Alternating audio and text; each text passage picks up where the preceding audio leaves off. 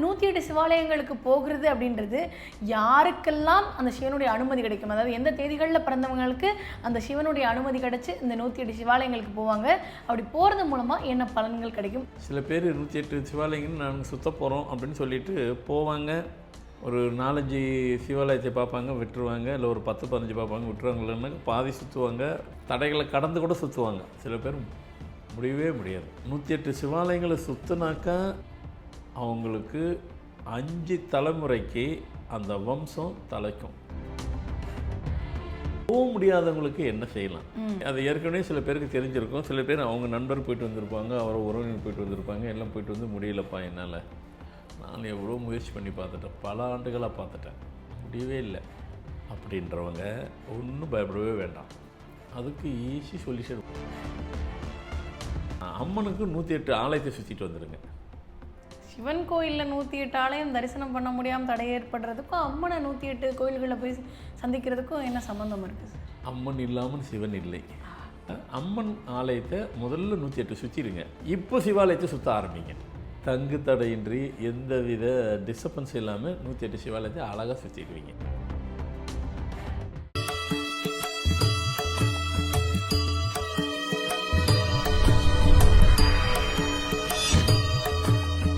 Format numerology நேயர்களுக்கு நர்மதாவின் அன்பான வணக்கம். நம்மளுடைய சேனலில் தொடர்ந்து பல்வேறு விதமான ஃபார்மட் நியூமராலஜி மற்றும் ஆன்மீகம் சம்பந்தமான தகவல்கள் பார்த்துட்ருக்கோம். அந்த வகையில் இன்றைக்கி நம்ம பார்க்க போகிற இந்த ஒரு பதிவில் சிவாலயங்களுக்கு யாரெல்லாம் போகணும், யாரெல்லாம் போகும்பொழுது என்ன மாதிரியான பலன்கள் கிடைக்கும், அதுவும் 108 சிவாலயங்களுக்கு போகும்பொழுது என்ன மாதிரியான சிறப்புகள் கிடைக்கும் அப்படின்றத பற்றின தெளிவான விளக்கம் கொடுக்கறதுக்காக நம்ம கூட இன்றைக்கி ஃபார்மட் நியூமராலஜியினுடைய தந்தை டாக்டர் மகா தனசேகர் ராஜா அவர்கள் நினைச்சிருக்கிறாங்க. வணக்கம் சார். வணக்கம்மா. சார், பொதுவாக சிவன் கோவிலுக்கு போகணும் அப்படின்னா நம்ம மனசு வச்சா பத்தாது, அந்த சிவனே மனசு வச்சா மட்டும்தான், அந்த சிவனோட அனுமதி இருந்தால் மட்டும்தான் நம்ம சிவாலயத்துக்கு போக முடியும் அப்படின்றது நிறைய பேருக்கு தெரிஞ்ச ஒரு உண்மை சார். அப்படி இருக்கும் பொழுது இந்த 108 சிவாலயங்களுக்கு போய் நாங்கள் தரிசனம் பண்ணுறோம் அப்படின்றது நிறைய பேருடைய கனவாக கூட இருக்கலாம் சார். வாழ்நாளில் ஒரு 108 சிவாலயங்கள் போய் தரிசனம் பண்ணிடணும் அப்படின்றது என்னுடைய லட்சியமாக வச்சுருக்கேன் அப்படின்னு சொல்லக்கூடியவங்க நிறைய பேர் இருக்காங்க. இந்த மாதிரி இந்த 108 சிவாலயங்களுக்கு போகிறது அப்படின்றது யாருக்கெல்லாம் அந்த சிவனுடைய அனுமதி கிடைக்கும், அதாவது எந்த தேதிகளில் பிறந்தவங்களுக்கு அந்த சிவனுடைய அனுமதி கிடைச்சி இந்த 108 சிவாலயங்களுக்கு போவாங்க, அப்படி போகிறது மூலமாக என்ன பலன்கள் கிடைக்கும், அதை பற்றி எங்களுக்கு சொல்லுங்கள் சார். நீங்கள் சொன்ன மாதிரி சிவன் கோவிலுக்கு போகிறதே பெரிய விஷயம். ரெண்டாவது நான் பொதுவாகவே அப்படி தான் சொல்லுவேன், நமக்கு எல்லா கடவுளும் பிடிக்கணும், ஆனால் கடவுளுக்கு நம்மளை பிடிக்கணும். அவங்களுக்கு பிடிச்சாதான் நம்மளை கூப்பிடுவாங்க. சில பேர் கோயிலுக்கு போகிறோன்னு போவாங்க, பார்க்க முடியாமல், தரிசனம் பார்க்க முடியாமல் வந்துடுவாங்க. காரணம் 1000 காரணங்கள் இருக்கலாம், அது வேறு விஷயம். காரணம் இருக்கும். ஆனால் நம்ம போகிற கோயிலினுடைய கடவுள் நமக்கு ஆசீர்வதிக்கணும், அவங்க விருப்பப்படணும். அப்போ தான் நம்ம அவங்களோட இறைவனோட கனெக்ட் ஆக முடியும். அது 108 சிவாலயம் அதெல்லாம் நினச்சி கூட பார்க்க முடியாது. அப்படி போய் சுற்றி பார்த்துருக்காங்க அப்படின்லாம் சொல்கிறதுக்கு விரல் விட்டு என்ற அளவுக்கு தான் இது வரைக்கும் பார்த்துருப்பாங்க. அப்படி அந்த 108 சிவாலயங்களை போயிட்டு வந்தவங்களுக்கு என்ன பலன் கிடைக்கும்? சில பேர் 108 சிவாலயங்கள் நாங்கள் சுற்ற போகிறோம் அப்படின்னு சொல்லிட்டு போவாங்க. ஒரு 4-5 சிவாலயத்தை பார்ப்பாங்க, விட்டுருவாங்க. இல்லை ஒரு 10-15 பார்ப்பாங்க, விட்டுருவாங்க. பாதி சுற்றுவாங்க, பல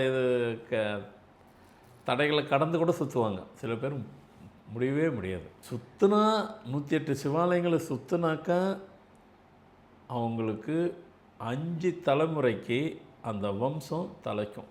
5, அதாவது சுற்றுறது இவங்க, சுற்றுறதே இவர். ஆனால் இதில் இன்னொன்று பெரிய விசேஷம் என்னென்னாக்கா, அந்த 108 சிவாலயங்களும் தனி ஒரு மனிதன் சுற்றுவதை விட குடும்பத்தோட ஃபேமிலியோடு சுற்றணும். எனக்கு விருப்பம் இருக்குது, நான் சுற்றுறேன், எங்கள் வீட்டில் இருக்கிறவங்க ஒத்துக்கிறணுமே, வரணுமே, அவங்களுக்கு உடம்பு ஒத்துழைக்கணும், எல்லாமும் ஒத்துழைக்கணும், அப்போ தான் நடக்கும் அப்படின்னாக்கா ஒன்றும் தவறு கிடையாது. நீங்கள் தனி ஒரு மனிதன் 108 சிவாலயம் சுற்றினாக்கா உண்டான பலன் உங்களுக்கு உண்டு. ஃபேமிலியோடு போகும்போது தான் 5 வம்ச விருட்சம் வரும். இதுதான் வித்தியாசம், வேறு ஒன்றும் இல்லை. அவர் இறைவன் உங்களை அப்படி தனியாக தான் வரும், 2 பேர் வரும் அப்படிலாம் அவர் சொல்லலை. போகும்போது பார்க்கும்போது பலன்கள். இது ஏன் நமக்கு இப்படிலாம் பாதியிலே சுற்றுறோம்? சிலவரால் மட்டும் முழுமையாக 108 சிவாலயம் சுற்ற முடியுது, சில பேரால் சுத்த முடியல, நீங்கள் தான் சொன்னீங்க. ஆனால் நீங்கள் சொன்னதுனால இல்லை, ஆனால் உண்மை அதுதான். ஆமாம், நிறைய பேர் வந்து நாங்கள் வந்து ஒரு ஆன்மீக பயணமாக இந்த வருஷம் முழுக்க வேறு எந்த பணியும் வச்சுக்காம வெறுமனே வந்து கோவில்களுக்கு போகிறது மட்டும்தான் அப்படின்னு வச்சாலுமே கூட அதில் ஏதோ ஒரு தடைகள் ஏற்படுறதை நம்ம பார்க்குறோம் இல்லையா சார்? அந்த மாதிரி தடைகள் ஏற்படுறதுக்கு மெயினாக என்ன காரணமாக இருக்கும் சார்? அந்த 108 சிவாலயங்கிறது முதல்ல அது என்னங்கிறது நீங்கள் புரிஞ்சுக்கணும். ஒரே சிவன் கோயில் 108 வாட்டி போயிட்டு வருது சிவா, அப்படி அர்த்தம் இல்லை. சில பேர் அப்படி நினச்சிருவாங்க. ஏன்னா நான் அடுத்த எபிசோடில் அதை பற்றி தான் சொல்ல போகிறேன். இதை பற்றியெல்லாம் அது வேறு ஒரு பேட்டரில் சொல்ல போகிறேன். அப்படி கிடையாது. அந்த 108 சிவாலயம் வெவ்வேறு இடத்துல எங்கெங்கெல்லாம் இருக்கோ பிரதிஷ்டை பெற்ற வெவ்வேறு இடத்துல எல்லாம் 108 சிவாலயங்கள். அப்படி தான் அதுக்கு அர்த்தம். ஏங்கிறத சொல்லிட்டேன், எதுக்குங்கிறத சொல்லிட்டேன்.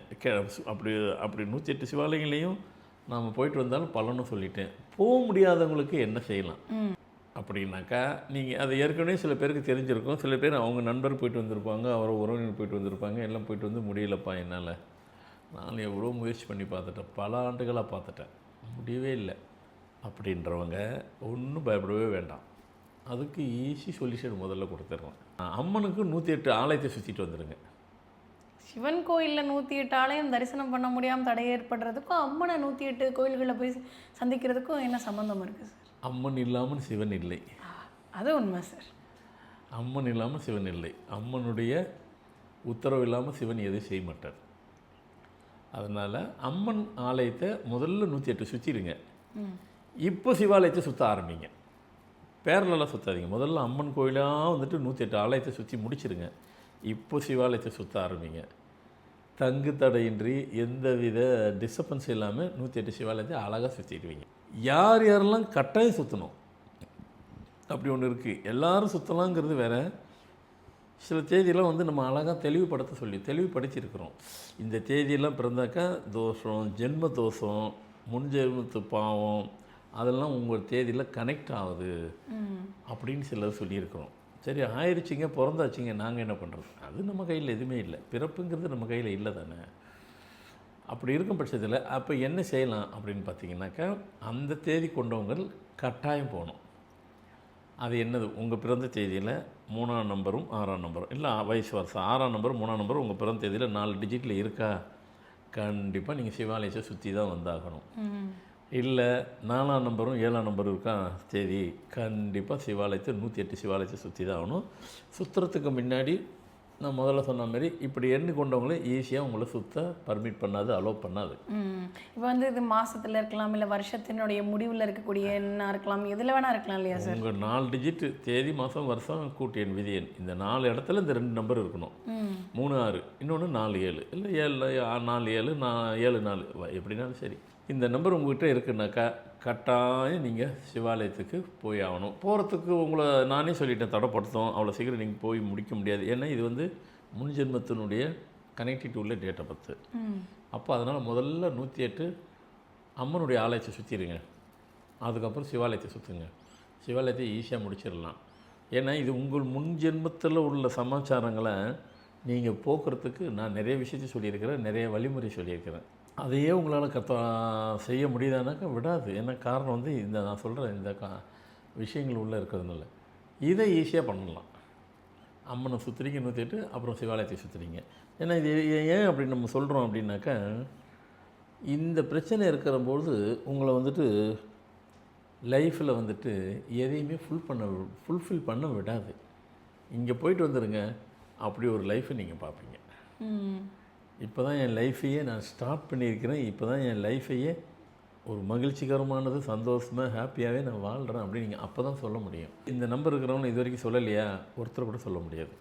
ஏன்னா அது முன்ஜென்மத்தில் வந்து அந்த பாவங்களும் சாபங்களும் கனெக்டிவ் உள்ள ஒரு நம்பர் தேதி.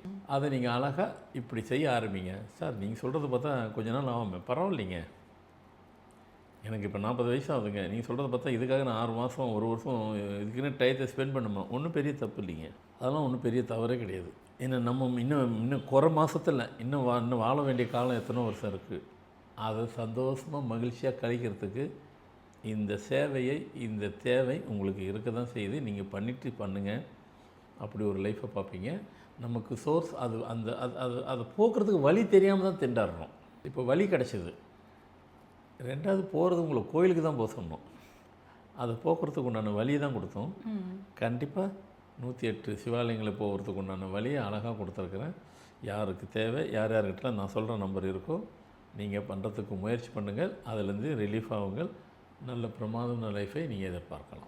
கண்டிப்பாக சார். ஐயனுடைய அருள் இருந்தால் அவங்களுடைய ஆண்டு முழுவதுமே ரொம்ப நிறைவான ஆண்டாக அமையும் அப்படின்னு சொல்லியிருக்கீங்க.